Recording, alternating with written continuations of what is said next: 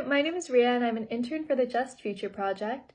This semester I spent most of my time learning about the Algorithmic Justice movement, and one of my biggest takeaways actually connected to something that I was doing before my internship.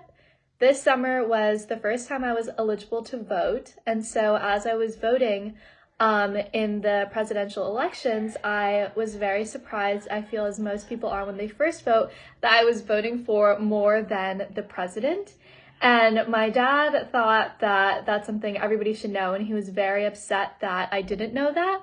So he tasked me with making a presentation about all the different propositions and both sides of the argument, and then at the end of that task, I would present it to my family so we could decide together, like, what would we be voting on.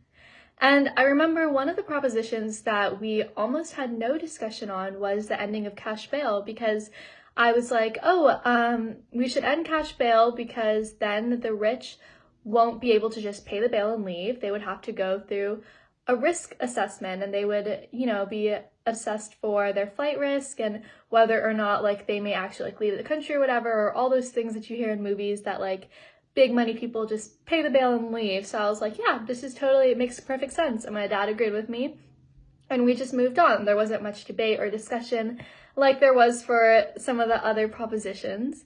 And then fast forward to now, as I'm learning about algorithmic justice in my internship here, I realized that replacing cash bail meant inputting these risk assessment algorithms.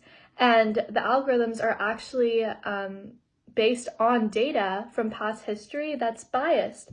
And it's littered with hate and racism and homophobia because it takes into account all the different convictions we've had in the past due to, over-policing of colored communities and just things like that.